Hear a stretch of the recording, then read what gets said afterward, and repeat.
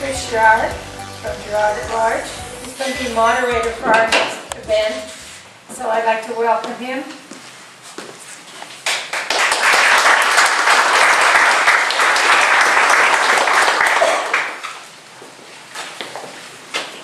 Thank you, Toni. I'm used to speaking in front of a microphone, so if you can't hear me, just let me know. As Toni said, I host a local radio show here, which actually can be heard, and from time to time covers events here in the town of New Boston. And I am honored by the invitation to moderate, and encourage you, if you are interested in local people, places, and things, to pay us a visit at girardatlarge.com, or to tune in every Monday through Friday from 6 to 9. I do see Senator Sanborn there. He was pointed out. Representative Warden is here with us tonight from Goffstown. Where in Deering, right? Do I have that right? Are there any other state reps in the House? Well, I guess we'll start with Marilinda Garcia, candidate for Congress. She is a four-term state rep from Salem. In the past few legislative sessions, she has sponsored legislation related to economic development and healthcare, in the innovation industry, regulatory and agency reform, and women's health issues. She was recently recognized as a 40 under 40 as the union leader and honored as one of the Republican Security Council's 45 most influential women under 45. She's considered a rising star in the Republican Party. She served 3 years as a court-appointed special advocate for abused and neglected children in the Salem District Court, and she has held a variety of community and leadership positions. She is an accomplished harpist, music teacher, and has spent some time working for a cybersecurity firm. And as we know here, she is a candidate for Congress. Marilinda, welcome to the debate.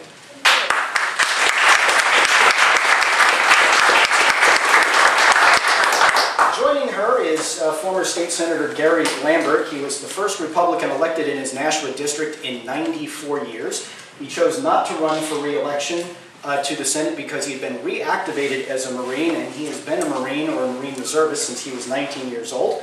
He's an Iraqi war veteran, an attorney who has a firm in Nashua specializing in patent, trademark, and copyright law and litigation, has offices in Nashua and Boston, missed that part.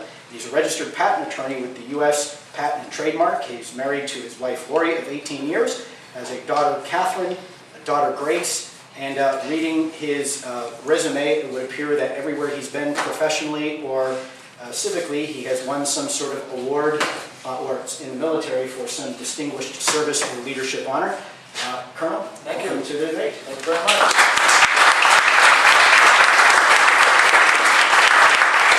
We're going to try to keep it informal tonight. I have questions if you don't. I've done about 4,000 interviews since going on the air at the end of 2011, so questions are not a problem for me. But your leadership here at the New Boston Republican Committee wants to make sure that the floor is open for you to ask questions of the candidate. I will play timekeeper and referee if necessary, and if you all run out of things to ask them, don't worry, I have plenty of things that I can. So with that, I have a number in my head from 1 to 10. The one of you that gets closest gets to pick who says hello first. Marilinda, we'll start with you. 7. Currently. 7 wins, it was 8. So, Marilinda, would you like to make an opening, a bit of an opening statement, say hello to folks? Me too. Sorry if you couldn't see me sitting here. My name is Marilinda Garcia. As you mentioned, I am from Salem and serving my 4th term in the state legislature. I've decided to run for Congress because what I've found is during my time in the legislature, one of the most rewarding I'm in New Hampshire. I work and listen to business leaders, community leaders, my other elected colleagues, citizens, my family. We're all in the state. We understand the problems and challenges that we face as citizens here, and we're able to actively work to solve those problems in the state legislature. I've tried to do so. I've always found, as one of the younger people in the legislature, one of my concerns is how New Hampshire will be successful in the long term. How are we developing our economy? How will we remain competitive in the wider United States and the global economy? So to that end, as Rich mentioned, I've been working to help free up, as usual, the free market, to help business develop specifically in healthcare, and specifically in the specialized sector of healthcare, and also with the innovation economy and the high-tech industry. I think all of those are very closely linked, and I think that one of the challenges that entrepreneurs in this state face, as with everywhere else, is when the federal government and our state legislature, but more insidiously when the federal government basically takes all of the good work that we've been doing in our state to better our quality of life, better our revenue situation, and offer more consumer-oriented choices in all these areas for our citizens. Anyway, when the federal government comes in and says, here's our broad-based federal mandate, New Hampshire, you're going to have to deal with it the same way California does, Wisconsin, Florida, you're all the same to us, so, take it or leave it. Well, then what I've found is that there are many in the legislature that take the same attitude that Aaron mentioned. It's very frustrating. I've been sitting on the Finance Committee now for a few years, and one of the things that bothers me the most is when I hear people say, well, here's this program, and not only can we not get rid of it, regardless of, are we looking at outcomes-based things, is it efficient, is it effective? They say, we can't turn this down or reject this because we'll lose the free federal money. And it really bothers me, one, because, as he mentioned again, it's not free, and two, because if I've learned one thing in my time in Concord, it's that once something is put into place, it's almost impossible, or at least that much harder, to repeal it or turn it around. So that's the way I look at things. The other reason I'm running, aside from, again, what I think is a basic responsibility of a federal representative, and that is to vote in such a way that allows New Hampshire and power to remain in the hands of New Hampshire citizens. I think you should be voting in such a way as to prevent the federal government from being an obstacle to New Hampshire's own development and success. I don't feel Representative Custer is doing that, and mostly in the way she's complicit in the Obama administration's policies, which I find to be very egregious and more frighteningly, and as relates to my role as frankly, a millennial. Those are people who are born between 1980 and the year 2000.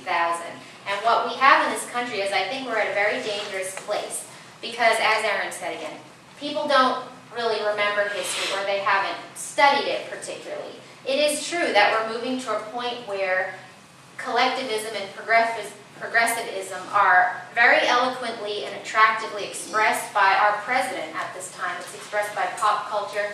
It's expressed by all of these things that make people feel as though we're all in this together, and we should share everything and redistribute everything. And what, to me, that does is it makes us forget that America's experiment in collectivism died before actually the country was even founded. With the Jamestown colony, what happened was you had these colonists here, and certainly they had a lot of things to deal with, the weather, food, shelter, but what actually happened, the vast majority of them starved to death. And why is that? Because they had public land. So it took a new governor coming over to say, here we're going to allow for private property, and that right then is when what I believe the defining characteristic of Americans and America was born, and that's an aptitude for all sorts of craftsmanship coupled with an innate genius for experimentation and invention. I think we need to keep that. I think we're moving the other way, and I would like to be elected to Congress to help communicate these things on a national scale, and again, vote to keep power in their hands. So I appreciate your support, and I'm happy to talk to you all as we go along. So thank you.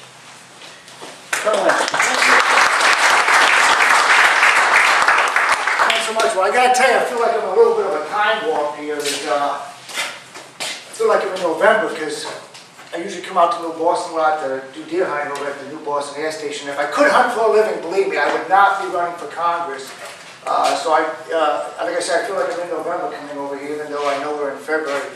But you guys got some great deer hunting over here, and as you know, for those in the on active duty or in the reserve or retirees, you got 2,000 acres over there you can use, which I try to take advantage of as much as I can. But hey, this is a debate. We're going to get into some issues. You're going to get to ask some questions.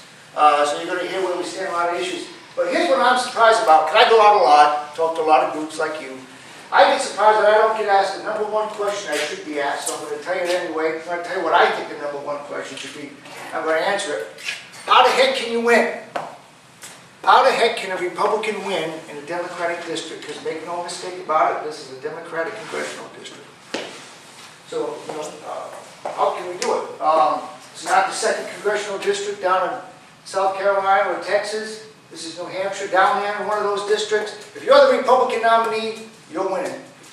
Not the case here. So I think we all ought to keep that in mind. That doesn't mean we got to pick, you can take a look at my conservative voting record from my state senate. That doesn't mean we don't pick a conservative, but you got to pick the right person to do the job here. So what I want to tell you right now is why I think I can win. And we can get to the issues. Because I got to tell you, we can talk about Obamacare, we can talk about whatever issue you want, the debt. If I can't win or a Republican can't win, Annie Custer stays, it does no good. We just came out here to have some coffee and cookies, okay? So, I don't know what Annie Custer's reason for running is, and I don't care, because I got a better one. At least my number one reason, that's this. I want to continue to serve my country. I've been serving it now for 35 years. I put on the uniform of a U.S. Marine when I was 19 years old. That was in 1979. And guess what though? I'm coming up on retirement here, mandatory retirement after 35 years. I got to retire June 1st. I am not ready to stop serving my country. I got to find another way to serve. So I'm running for Congress, okay? Hopefully I can take that reason why I want to run and make it the number one reason why I think I can win. Because guess what? Guess what Congress is in terms of favorability rating? Right at the bottom, right? Who's up at the top? Military. So hopefully I can take that, what I call mumbo jumbo, and that juice, and bring it to to the congressional race. All right, why Congress? Hey, do I need to tell anybody that place is dysfunctional, has a lack of leadership? Annie Custer's first in line on all that. Well, I don't do that. I don't do lack of leadership. I don't do dysfunction. And I intend to, people say, I didn't make a difference. 430 people down there, how are you going to make a difference? Because I've always made a difference, that's why. When I was 18 years old, my father died of a heart attack. We didn't have any money. Mom helped somewhat, but I found my way, got to college. By the way, the Marine Corps did not pay for my education. A lot of people think of that. Back then, there was no such program. I got promoted to colonel in the Marine Corps. You can't be a colonel unless you know how to lead. Otherwise, you're not going to get promoted or you're not going to stay there. And secondly, I started my own business when I was 29 years old, opened up a law firm. I got off active duty in 27. When I was 27, I'm sorry. Worked for a firm, thought I could do it better. Sure enough, I could. Been doing it ever since I was 29. I'm 54 now. So that's what I intend to do. And I got to tell you, a lot of people say, so what are you going to, you have 430 people down there. How are you going to take on big government? Well, I just did a few years back, and you heard, I ran for state senate, did not run again. The reason why I ran for state senate is the Secretary of Navy decided to take about 99 of us colonels and involuntarily retire us. I told the Marine Corps they did it illegally. They didn't believe me. Well, guess what? I went to a federal judge up in Concord, and he told them a thing or two about the abuse of power. And he actually even raised their voice to him. I got back in, could not run for re-election only because I've been missing session days, and I got a 100% voting record up there. I wasn't about to jeopardize that, so I'm back in the Marine Corps, and that's where I'm at right now. All right. Number one reason why I think I can win, I've done this movie before on a smaller scale. As you heard said, when I ran in 2010, I didn't know this when I ran, but I was the first Republican in 94 years to win the state senate district in Nashua. Okay, I knew we had a lot of Democrats. I didn't know we had that many. But it was a tough town. But I won anyway. I worked hard, had a good message, got people to like me. And that's what I'm going to do in this race here too. What else is similar about this race? I ran against a middle-aged woman, Betty Lasky, in 2010. An entrenched politician, had been up at the State House for about 10 years. Well-liked in the community, I might add. Well-liked, her husband was an icon in the community, still is for that matter. And, you know, same thing with Andy Custer. Running against someone who's a middle-aged woman, accomplished. You know, you can say what you want about Andy Custer, and we all know she's got a lot of negatives. But if you talk to a lot of people, she was an accomplished attorney. Okay? Still was. Accomplished lobbyist to an extent. A mother. That's not a pushover. She's got a life history there that needs to be taken on with the appropriate people to take it on. And like I say, Andy Custer may only be up there for one term, but she's an entrenched politician. She's been in the lobbying field. She comes from a history of privilege and a history of politics. And I got to tell you, the average public just doesn't go for that too well. Anyway, yes, the issues, right? Everybody's concerned about the issues, and we're going to get into them. And we'll be getting to those Okay, so right up now. all right, okay. Let me just end it by saying this, because I'll tell you what's important to me then when we get to the questions. I need your help. Can't do this without your help. I need your help. I need your support. I need your vote. And I hope you like what you hear me have to say tonight. Thank you very much.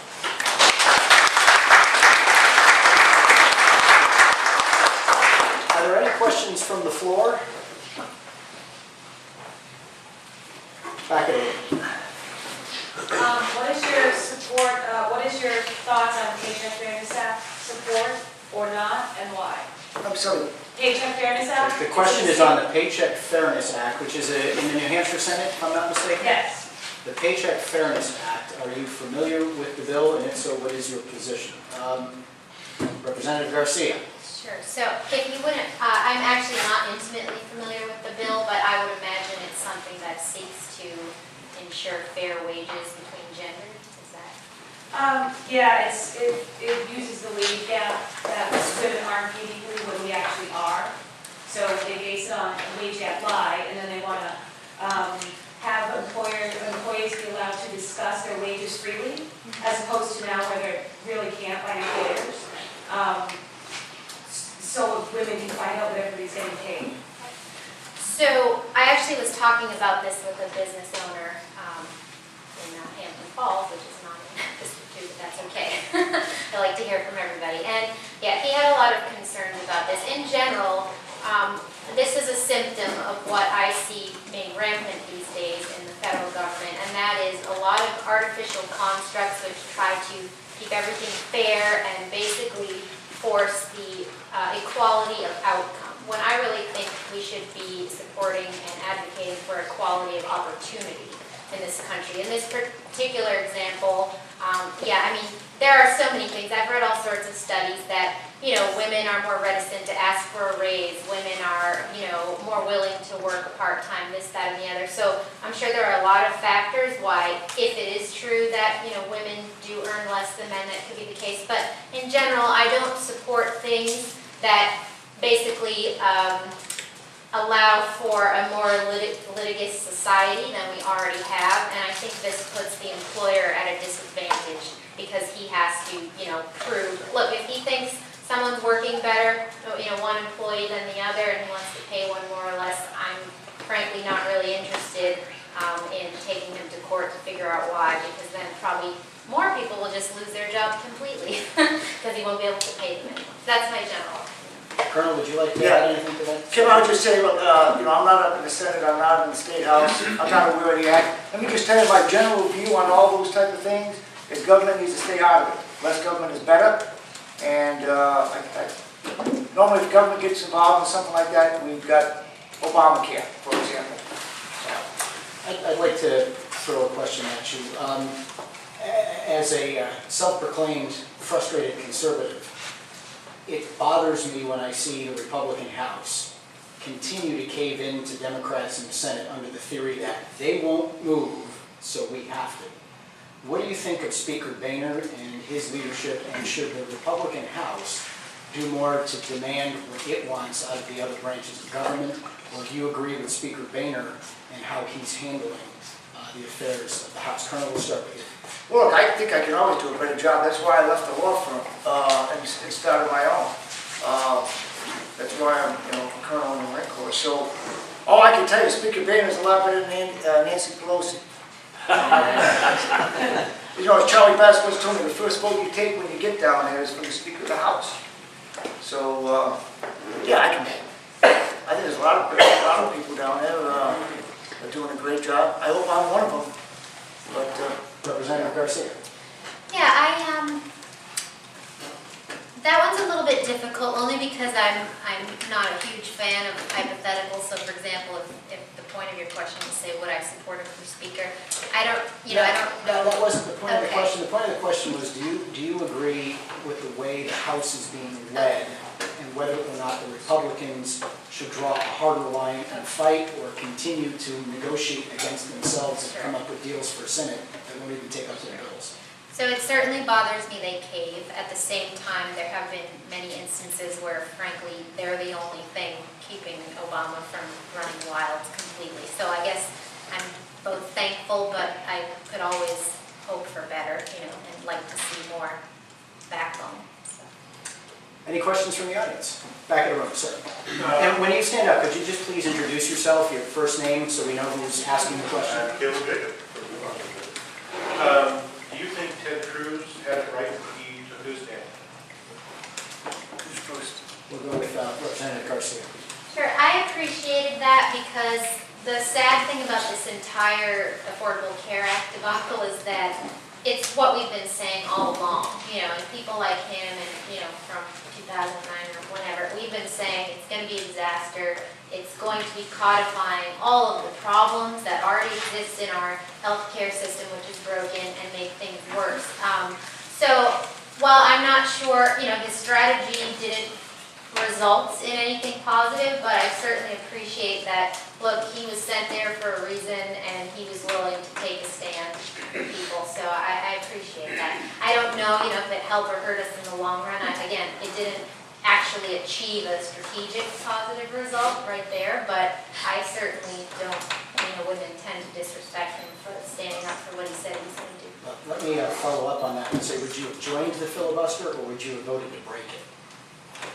I don't really know. Honestly, I would have to. He filibustered by himself, right? He seemed to do a good job. So. Colonel. Here's my take on it. Yeah, I agree with Ted Cruz on like 99% of what Ted Cruz did and does and that type of thing, because we're both conservatives. But I gotta tell you, I hate to keep going back to my theme, but it's about winning. And that was a losing argument, okay? So I've been to Gettysburg, I've seen the Pickett's charge. That was a poor strategic move. And everybody, Pickett's a hero. He lost. And that's the bottom line. So it wasn't good. Let me follow up on that and say, what is the winning move to try to stop Obamacare or otherwise advance the Republican agenda? Because we hear a lot of strategy coming out of Washington. We agree with the principle, but it's bad strategy, bad politics. What would you have done in that case, Colonel? Well, what I would have done, the reason why we got in this pickle and this predicament to begin with is we lost elections. Okay, we need to win elections. Maybe if somebody sees a way to get rid of Obamacare with a Democratic president and a Democratic Senate, but I don't. I think as bad as it's going to get, the Democrats are going to hang on, and I hope they hang on, because that's our key to victory in the fall. But yeah. Marilinda, do you have anything to add to that? Sure. I don't like to sort of retread the past in many respects, in that we're in a situation we're in right now, and what we have to do is we have to not let them frame this discussion anymore. We have to be saying, listen, we want better health care for more people at a lower cost. That's what we want. The way we can achieve that is by doing things such as what I've been working on in the state, which is making our healthcare market more transparent and more consumer-oriented. We need to talk to people and make them understand that we have ways, there are reasons that our healthcare system, though not, it's still with many flaws, is still the place, Adele comes to have throat surgery, the Sultan of Oman, comes to have his cancer taken care of. There's a reason for that, and that's because we're the ones who innovate. We're the ones that right now take those risks. We have the best doctors in the world.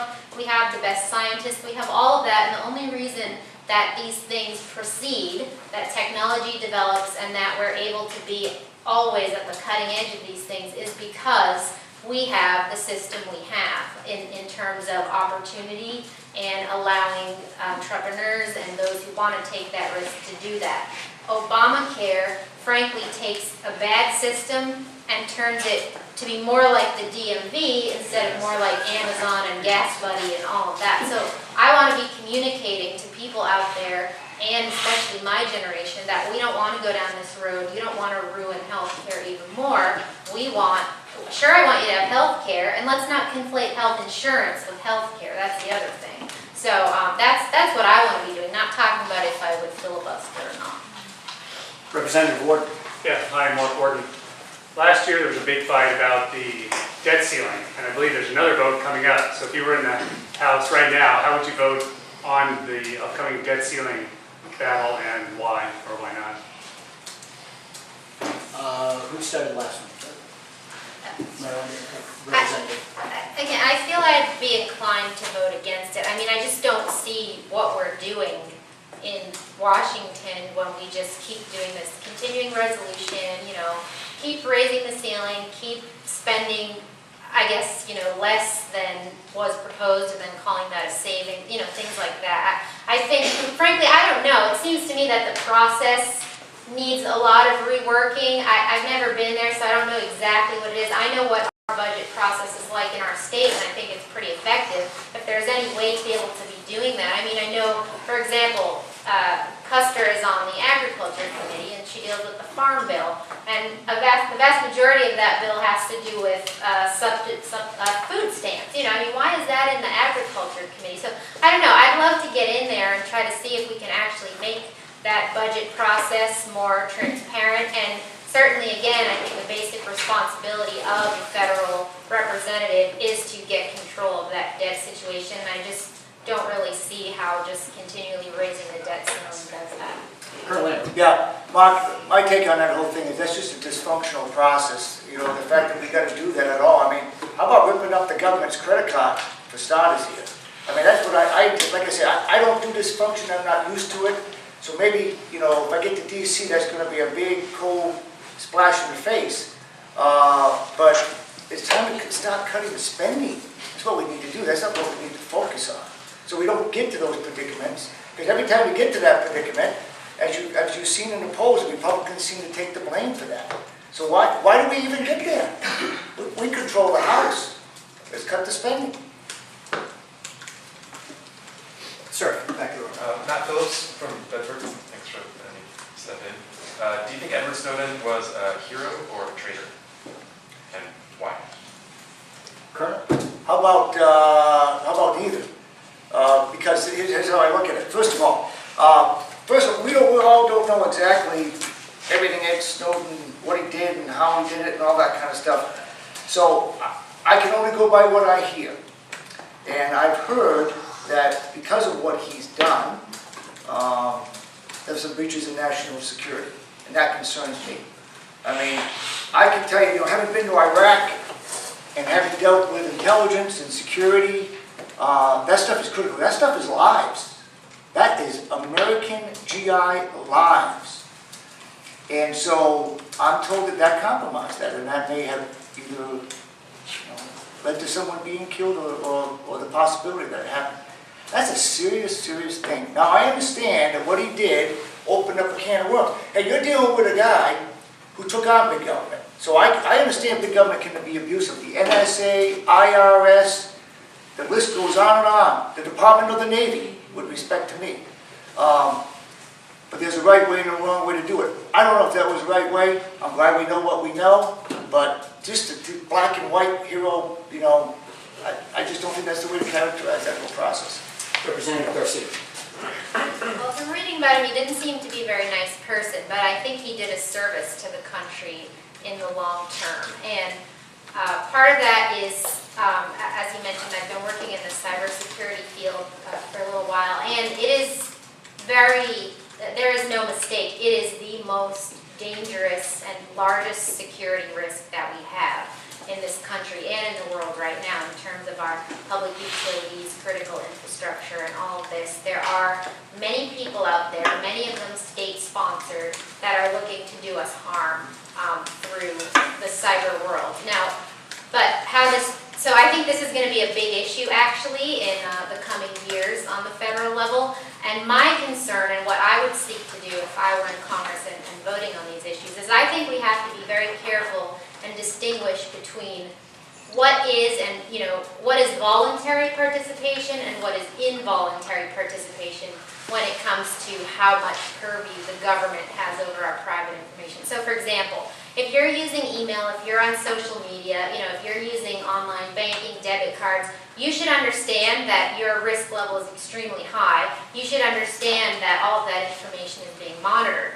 So that's the voluntary side of things. What concerns me is when you have a government that takes something like the ACA and says, you must go to this website, you must sign in, give us all this personal information. They're starting to also do that in schools, and they're starting to do that, we've had Real ID, we've had all these things that keep coming up. And make no mistake, once you're compelled to be in there by the government, not only are you at a risk from international terrorists, but then you also are, your freedoms are being compromised by your own government, which I don't have an inherent trust in, I'm sorry. I think there's been too many examples in history of governments going awry, and I think ours is as well. So anyway, that's, I guess, a sort of tangential thing, but my opinion on that.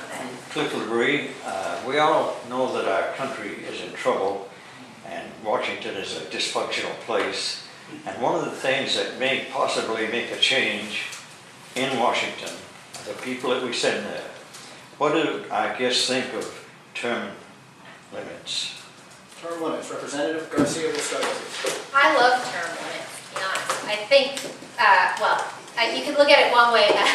By running for Congress, I was self-imposing a term limit on my time in the House of Representatives. I was going into my 8th year, and I was thinking that maybe this is getting to be a bit much. And frankly, we have a lot of people, and I don't mean to, again, disrespect anybody for their service, but I think there does come a point in time when your time in the legislature, be it state, federal, or what the case may be, it becomes a bit too social, a bit too comfortable, and too much of a job, especially on the federal level. I think what's nice about our state legislature is since they don't pay us anything, it can't really be your job, but it does have sort of a social club aspect in some respects, and I think some people stay there longer than, let's say, their effectiveness curve and their time of being there are not quite even. But on the federal level, I think there's a similar situation.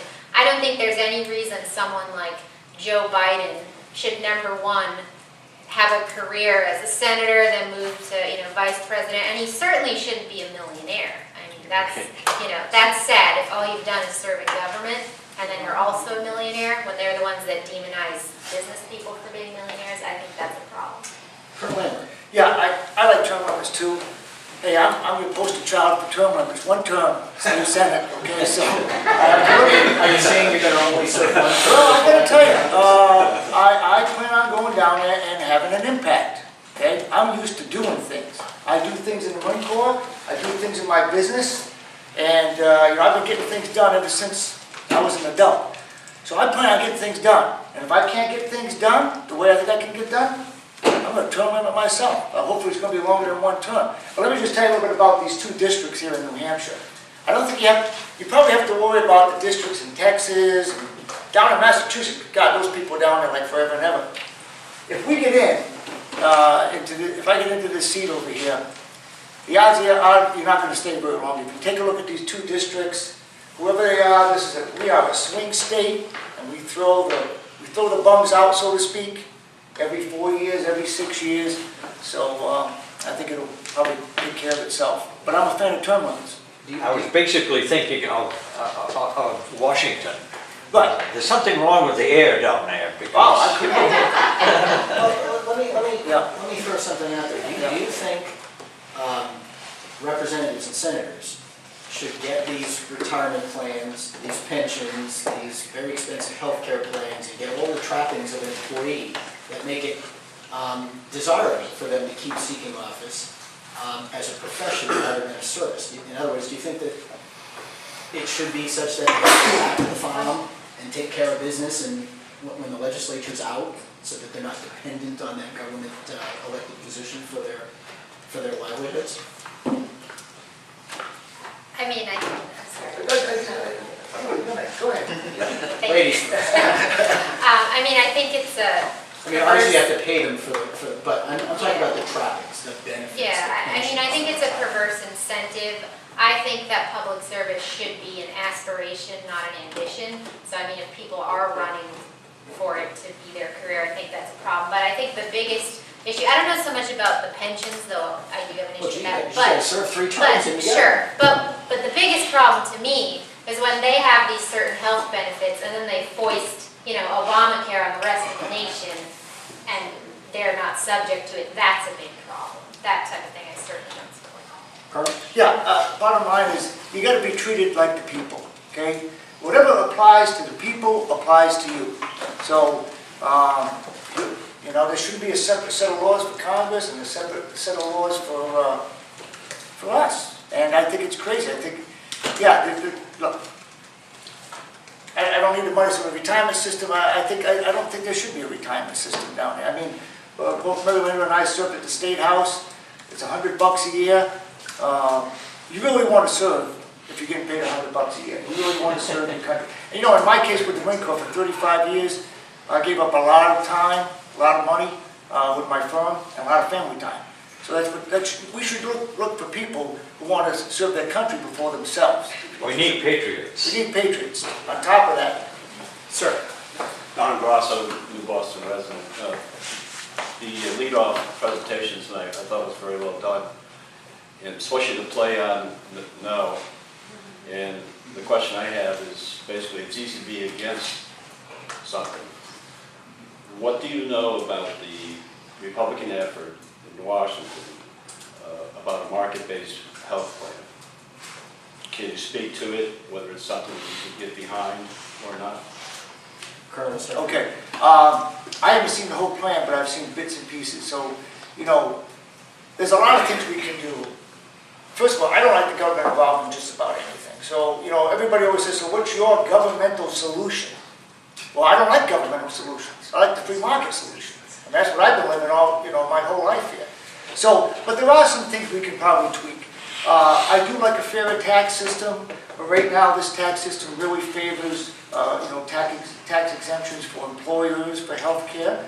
Why not give those tax exemptions to individuals? Okay? So I think that's one of the things underfoot. I think there's a lot we can do with being able to take your insurance plan and when you leave your employer, take it with you. I think there's a lot we can do about insurance coverage crossing state lines. But I got to tell you, if you're looking for someone to go down there to have a government influence on health care, I'm probably not your guy, okay? Because I like, do we have problems? Yes, but government normally cannot solve them. I think if I can make a comment, I think there might be an incentive. They're trying to incentivize the free market. I think that's the point, I believe. Well, like I said, I haven't seen the plan. I think they're still talking about it. And it always scares me when I hear about government trying to incentivize the market. Stay away, stay out. Believe me, I'm a small business owner. Stay away from me. I know how to create jobs. We're already in it, though. That's the problem. Yeah. We're already in it. Well, we're going to repeal it. If we can get a Republican Senate, we keep the House, and we take the presidency, you watch. Obamacare is gone. Because have you met a Republican yet who wants it? Not one. Before we get to Representative Garcia, are you saying that if the Republicans hold the House and they take the Senate, that we're going to have to wait until 2016 to replace Obamacare? Geez, I hope not, but do you think Obama's not going to veto it? And if we don't have a veto-proof majority, Should the House and Senate, under Republican rule, force the issue and fight the president? oh, absolutely. I mean, and that's what we did up at the State House. I mean, you vote and if they're going to veto it, okay? But vote on it, send it on through. Representative Garcia? Yeah, I think you brought up what is one of the problems that Republicans, with the large umbrella have, And that is, we've allowed, again, them to frame. So when we say we don't like Obamacare, they say, oh, well, what are you going to replace it with? You know, you need something else. The fact is, there are solutions. There are things that, again, I've personally been working on in the state. So what I say is this. Yes, if there were actually an up and down vote, I would vote to repeal it, no question. I don't know if that will actually happen, and I don't like to make promises that I can't keep. So, going beyond that, would I replace it? Well, to his point, I don't want something bad and then to take it away or replace it with something that's slightly less bad but still a top-down government, mandate across the whole country. So no.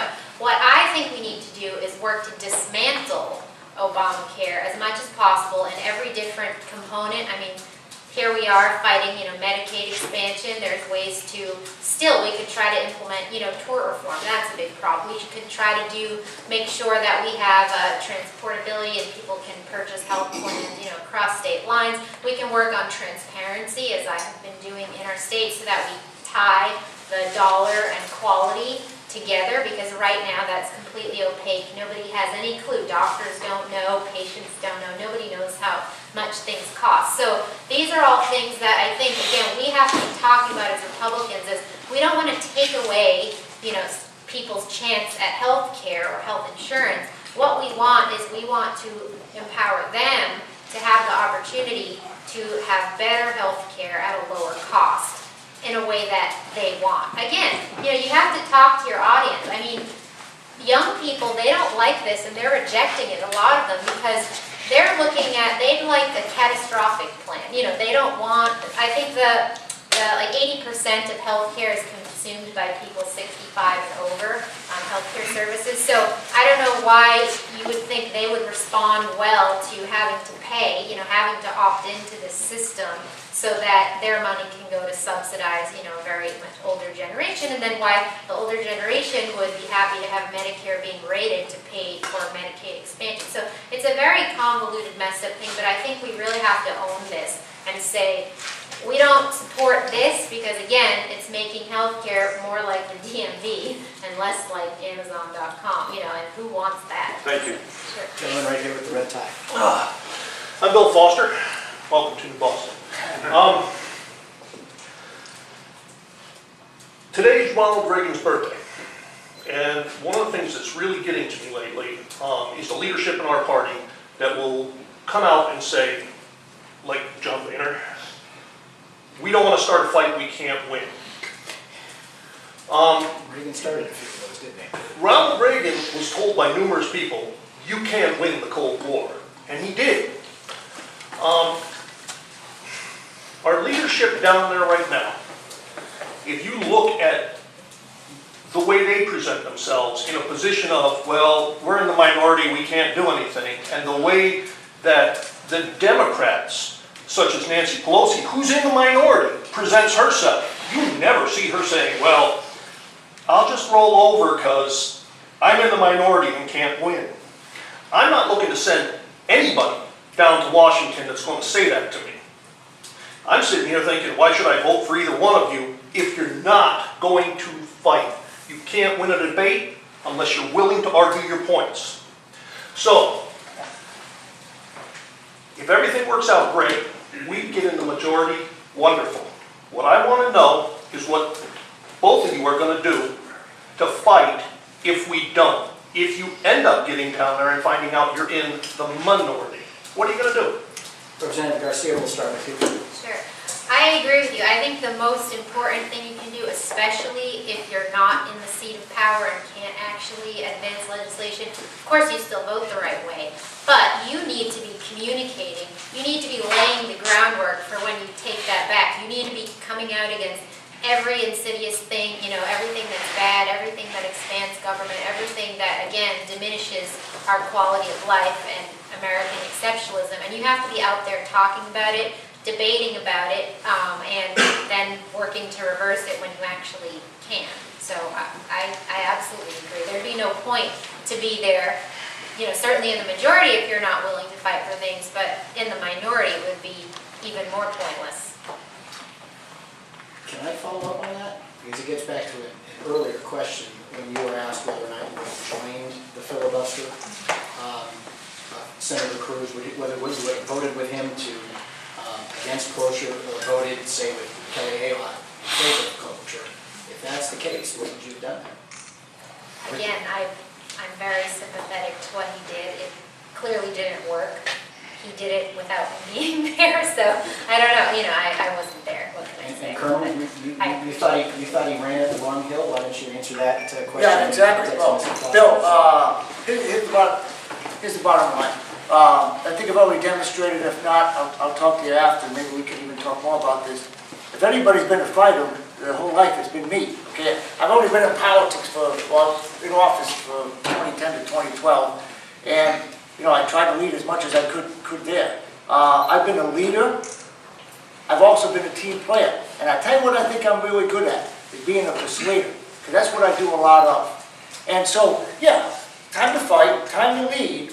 But isn't it a time to try to get that Democrat on your side? Because I've been able to, it can be done. Oh, it can be, look, let me tell you. No, let me tell you. I ran a national on the conservative agenda. I had a group, Democrats for Lambert. Okay? Actual Democrats who are voting Democrats and voting for Gary Lambert because they like my message. They like the leadership. They like the trust. You can win these people over. That's how you do it. Because all you're going to do is do a Pickett's charge. I am not Pickett. Not doing it. I'm going down to lead, and I'm going down to form a team, and I'm going out to take conservative principles and implement them. There was someone over, sir? Mark Student from New Boston. We know that most of the work that's done in the House of Representatives is done in committee. How do you align your knowledge, skills, and abilities with the committee assignments? What committee assignments would you target, and how does that benefit the 2nd District of New Hampshire? Colonel? Yeah. Well, my specialty, well, not my specialty, I think where I have the greatest assets and the greatest opportunity to offer my services is in armed services. We've got a lot of veterans here, so I know Andy because it's on the Veterans Committee, I can do a better job than she can. And so armed service oversight, I got to tell you, I get incensed about the lack of oversight down at DC. I really do. I mean, like I said, I'm used to getting things done. I'm used to not seeing fraud, waste, and abuse sitting in front of my eyes. And although Chairman Issa, I like a lot, I don't know what's going on with that committee. So I'd like to be on that, armed services, veterans, and probably Homeland Security, because I think I can bring a lot to the table on all those issues. And I think all those impact New Hampshire in many ways. Representative Garcia. I have to confess, I have not allowed myself the presumption of looking through and choosing a committee. However, and obviously I don't have the benefit of many, many years of career experience in one field or another. That being said, from my time in the state legislature, I've served on everything from children and family law to election law to finance. And I think what I've found is the best way to be a good legislator and to be able to make the right decisions is, again, understand what made our country strong, know that you told people why you're running and what your principles were and what your values are, and then being sure to follow through on that in committee with sound judgment and a decent amount of intellect. So that's what I would just try to use to the best of my ability, all of my tools and, again, values to make good decisions. Senator Sanborn. Thank you, sir. Marilinda and Gary, thank you both for your service. Being someone that's doing it, I understand how hard it is, and we truly appreciate it. The number one issue I hear when I talk to people today is they just can no longer afford it. Taxes are too high, cost of living gone out of control, and the often concern in DC is what some people feel seems to fall on deaf ears when it comes to taxation. So are either of you willing to commit and make a pledge tonight that you will not vote for any bill that raises a tax, a fee, a fine, a penalty, or an assessment on the American people? Colonel Lambert. Well, Andy, as you know, when I served up there, when I ran, I took that pledge, and I just took a pledge. There's a lot of tax agencies out there. I just took a pledge from another one the other day, just 2 days ago. I'm gonna do the same thing I did in the state senate. So if you look, it's not like you're talking to someone who's just gonna say it, and not keep his word. We kept our word up at the state senate when I was up there. We never increased the tax or fee, as far as I know. We were pretty good as a caucus in doing that. And I'm gonna do the exact same thing when I go to Washington, D.C. Representative Garcia. Sure. I agree. Thank you for your service too.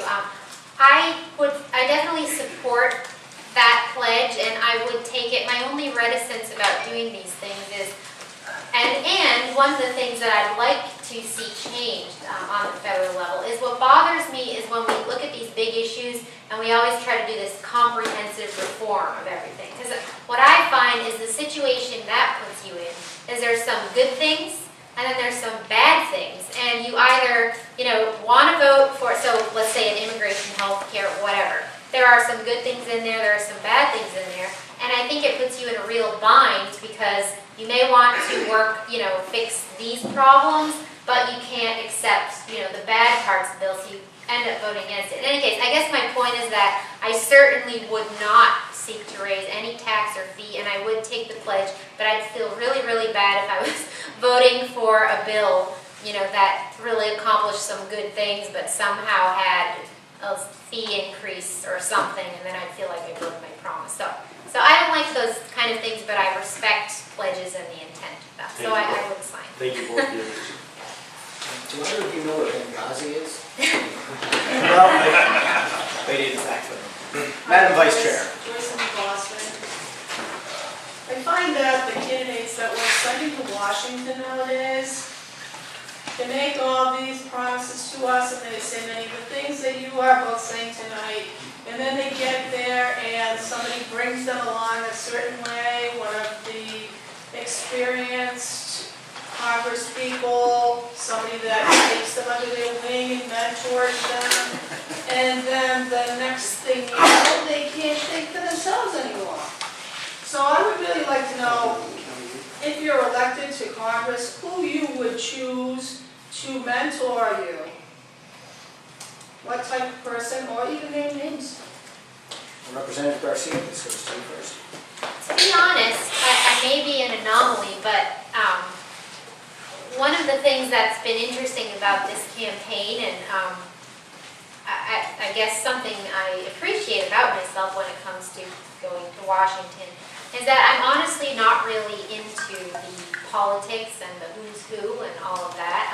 I've been in the legislature and I've really just involved myself in issues that have been brought to me by constituents, things I think I can be doing of value, again, to open up our economy and decrease the burdens in so many ways on our citizens. So one of the things when getting into this race is I've actually had to get out there and introduce myself to all the people that are in politics in New Hampshire in many ways, because I've really come at it from just being a responsible legislator, getting involved in certain issues and all of that. So on the Washington level, to be honest, I haven't really, followed or idolized or anyone in particular up there. I think things are very cyclical up there, and it seems to me, at least among Republicans, that one day someone's a hero and the next day, they're a traitor. So I don't really approach things that way. I would just say that I'm running for, the reasons I've told you. I try to be as clear as possible on, the issues and how I stand on them. And then I would just seek to keep my promises when up there. I wouldn't try to seek out a mentor, but I certainly wouldn't. I would be very careful about falling, being swayed by anyone because they're more powerful or whatever the particular issue is. Colonel. Can I clarify that a little? Sure, go ahead. I think that when people get into office and they get, especially in Washington, I'm sure it's different in Concord, but when they get there, there's not, somebody says to him, oh, no, that's not the way it's done here. So let me show you how it's done. So it's not, more like you would choose someone. They're going to approach you. They're going to bring you to their corner. So that's why I said, whose corner would you want to be in? It's not, I didn't put it that way, but you know what I mean? You're going to find out when you get there, there's certain things that, although you really wanted to do this for your constituents, it's not going to happen that way. It's going to be different.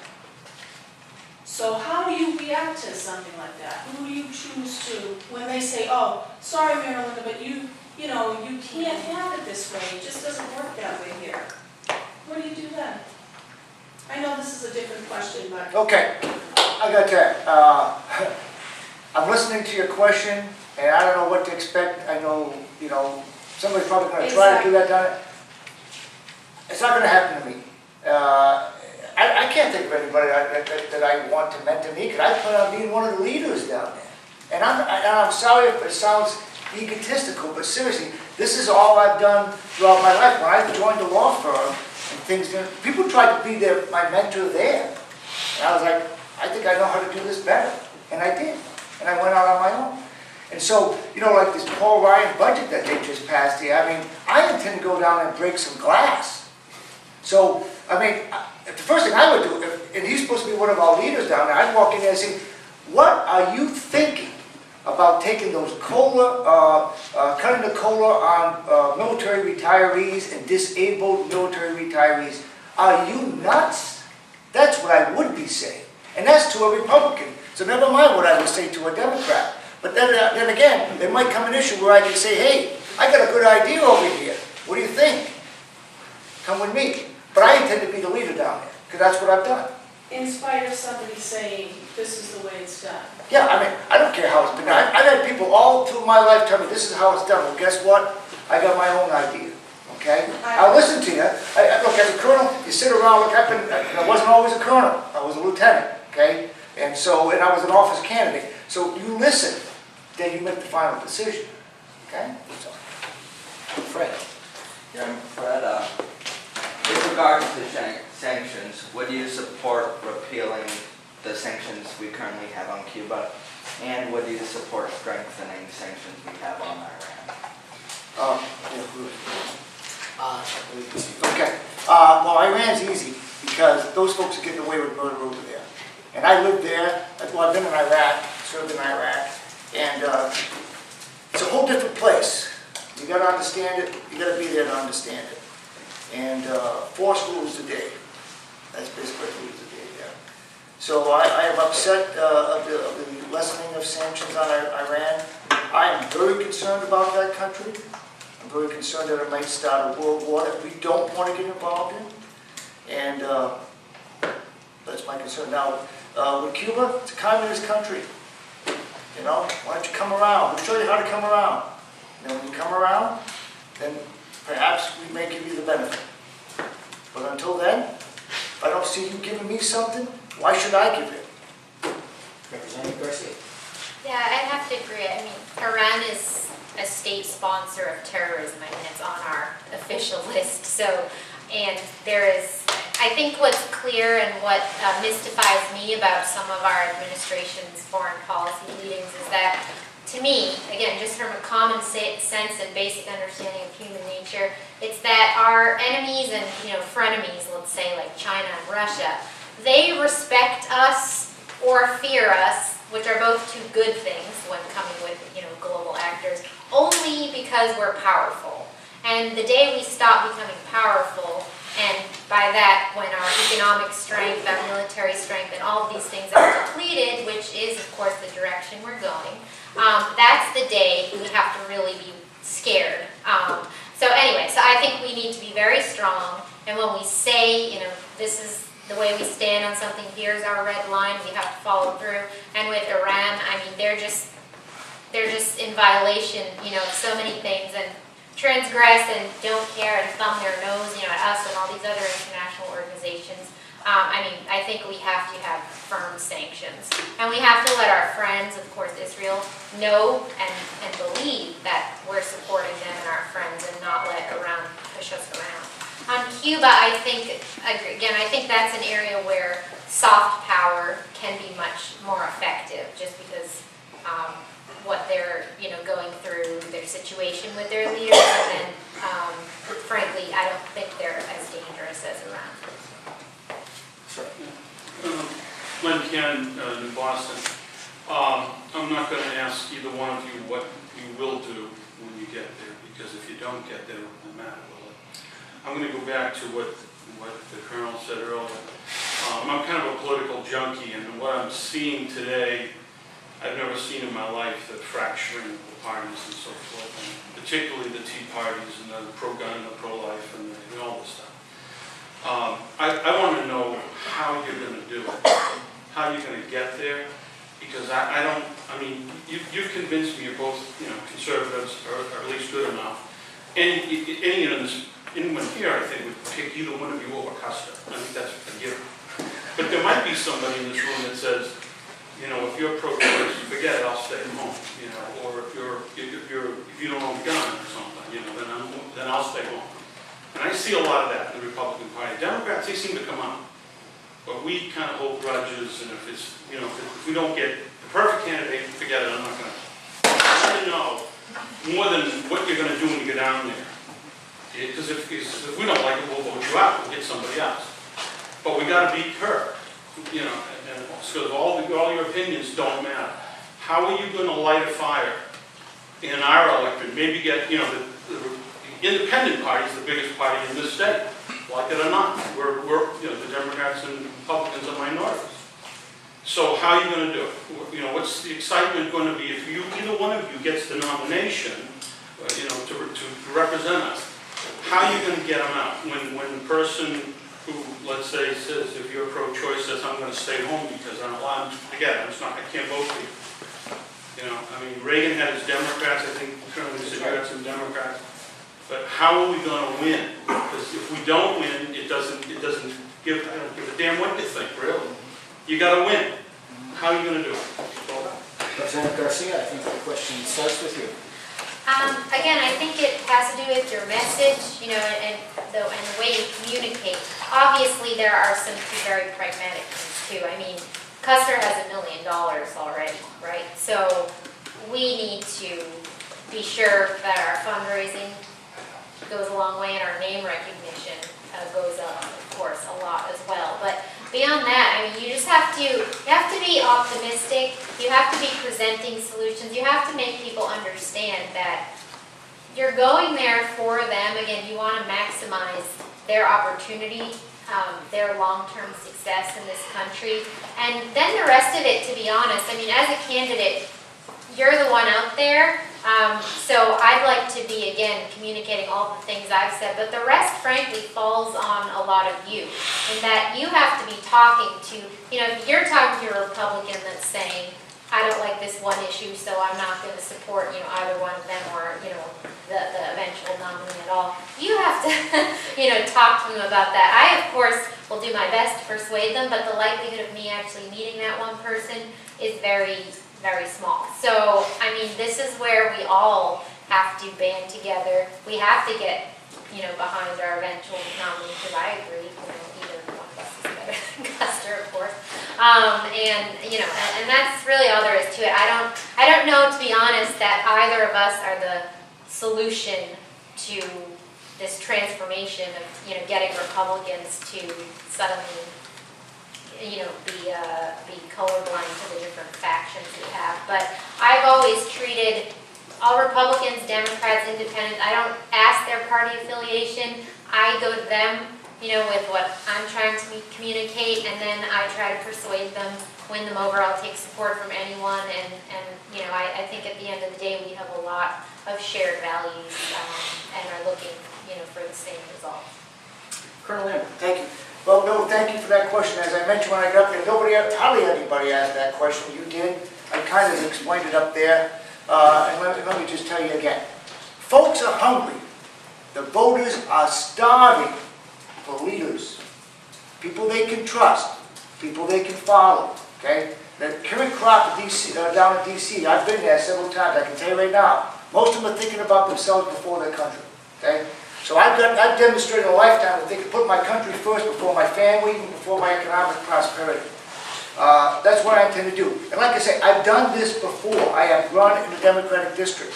My district was so bad, my wife was behind me 100%. Was behind me on my state senate campaign. She just said, please, please, please, don't have me go door to door. Okay? Because I got all Democrats, and the independents lean Democrat, and she had the doors shut in her face, time after time after time. You know how I got that door to stay open? Are you a Republican or a Democrat? I'm a Marine running to serve my state, okay? What are you gonna say to that? The door stays open, you get a conversation, you get that Democrat, okay, to come into the fold. That's how you do it. And I gotta tell you, here's another thing. And I don't think we've done a very good job at this as a Republican Party as a whole, because we come across as a party of the rich. Okay? Mitt Romney was certainly no poster child, but not for the anti of that, okay? Even though he was a great guy. We need to win the middle class. That's the bottom line. You win the middle class, we've given up on the middle class. Now, Annie Custer certainly doesn't know anything about the middle class because she's a woman of privilege. Always has been, okay? She comes from a political family. They got one of the biggest law firms in the state. And, you know, she went out to all the best schools and all that like that. I'm the only guy. Well, I'm the only guy in the race that came up from middle class roots. And I got to tell you, I grew up in a place called Hope, Rhode Island, where if you were middle class, you were doing really, really well. Because I went down the street to visit my grandfather, and it was to the outhouse if you wanted to go to the bathroom. Yeah, I'm the first guy to graduate from college in my family. I'm also the first guy to have indoor plumbing growing up. That message, I'm going to put that out there because people can relate to that. We've got to grab the middle class. We can't lose the middle class. And I'm going after the middle class, and I'm going to win them. You watch, I did in Nashville. I'm going to do it here too. Madam Chair, and by the way, is there a time that we turn into a pumpkin that I should be aware of? Soon, we're going to turn into pumpkin soon. This is one of my pet peeves that I've noticed. Republicans turning against Republicans in Congress.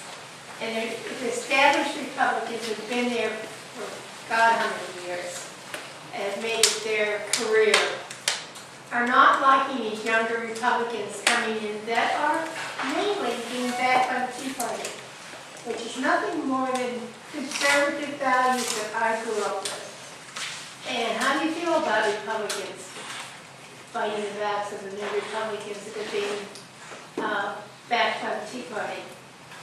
Colonel. So that's the easiest question of the night. Because I'll tell you what, I hate to use an old phrase, but I am a big tent Republican. I'm a big tent everybody. How I intend to win this election is to invite people in. You don't catch me attacking other Republicans. You just don't, I mean, the only way we win as a team. It's all I know how to do. It's all I've known how to do my whole life is, you know, play as a team and win. So this factionalization of the Republican Party really gets me mad if you don't notice that already. And for anyone to attack another person for what they believe in and make it public, take the fight in private, to make it public, it really irks me. So I think it's a shame. Representative. Yeah, I think it's clear that if Republicans spent half the time and energy that they take in attacking each other and took that to our opponents, or frankly what our opponents are representing, and instead we're focused on communicating what is our message instead of demonizing each other, we'd be in a much better position. Is this the final question of the night, Tony? Yes, please. Okay. Final question, sir. Richard St. Cyr, New Boston. Listen, what do you think the chances are of Obama being impeached if we get the Senate, and if the Republicans don't do anything stupid this year, we should get the Senate and impeach them for it. If you like your health care, you can keep it. If you like your doctor, you can keep your doctor. Every family will save about $2,500 a year. It's all bull. And they're distinct lies. What do you think the chances are for impeaching them if we get the Senate? And should we?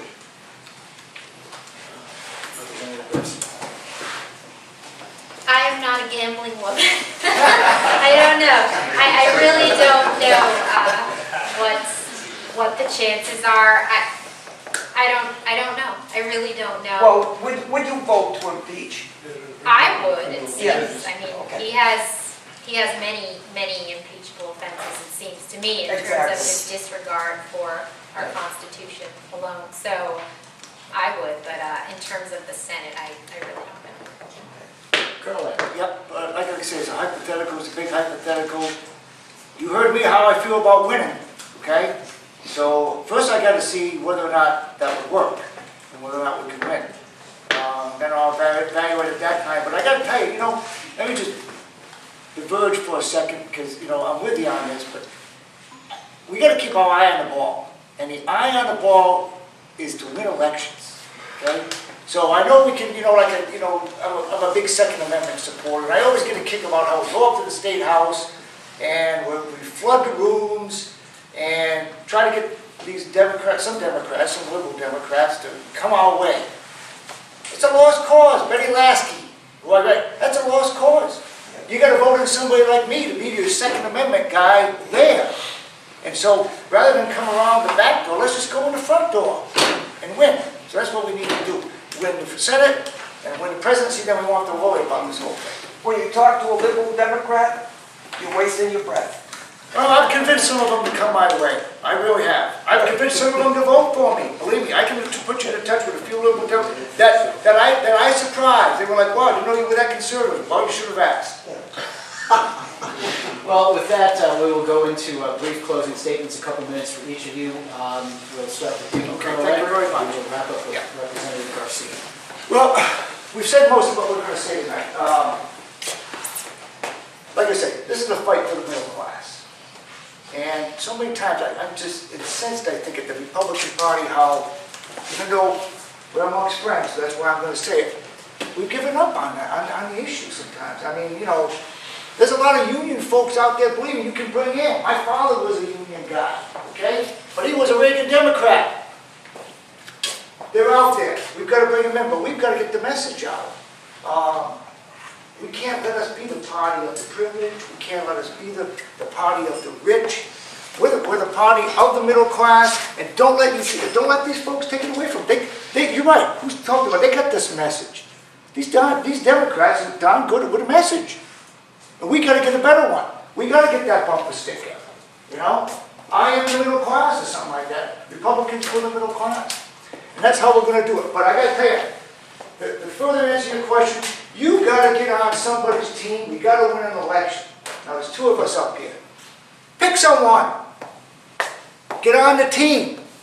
Marilinda mentioned it. Andy Custer's got $1 million in the bank. All right. I've been working real hard. I got 220. I can get this. So you might say, well, that's not a lot. That's more than any Republican in this state for any office cash in the bank. So I need your help. Get on board a team, donate. Right now, we need money. People are like, can I volunteer for your campaign? Sure you can. Who's going to listen to you on the street corner right now with my sign? What I need you to do is pass the word. No amount is too small. $10, $20, $30. Tell your friends. 10 of your friends tell 10 of your friends. I don't care what. I'm going up to Caucus County and meet, 8 to 10 people.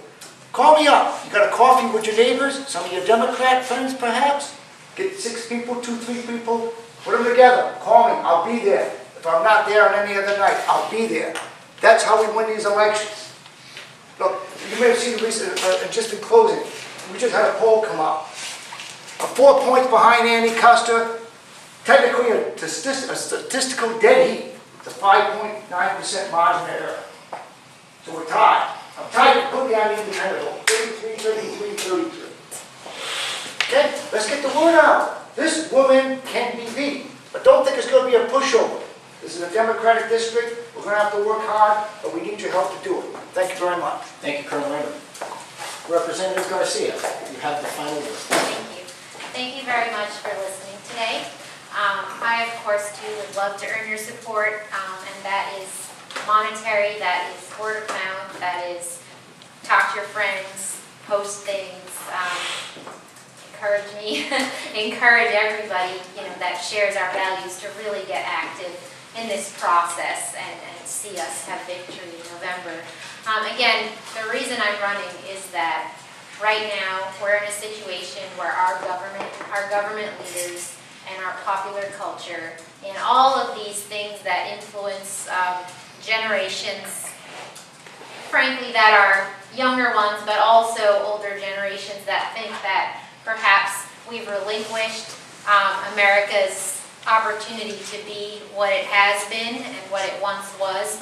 And that government pushes this concept that, again, that they're here to solve everybody's problems and they're here to seek equality of outcome. I am passionate about preaching the message of equality of opportunity. Again, I think that's what our country has made our country successful. It's what's made us exceptional. That's what I'm going to try to preserve. Again, my basic responsibility in the federal government would be to be preventing the federal government with every vote from being an obstacle to New Hampshire and free citizens of this country to maximize their own opportunity. Someone, I think it was Thomas Jefferson, but you never know if you read it on the internet. But he said, like Lincoln said, you can't trust everything you read on the internet. Just kidding.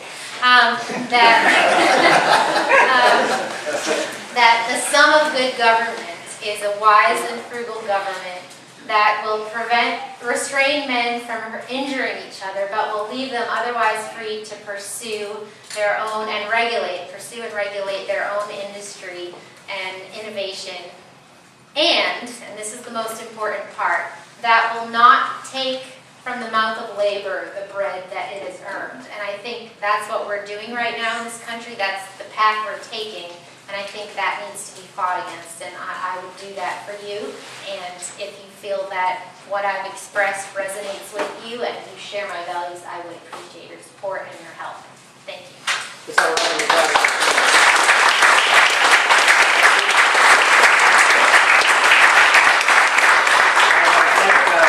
Chair and the organization for inviting me to moderate the debate. You can catch us on the air. We have discussions with fine people like this all the time. It's all about local, sir. If you're running for school board in Bedford, you should be on the radio show. Happy to do it. I do a lot of local candidate interviews, and thank you. Good night. I turn it back over to you, Madam Chair. Thank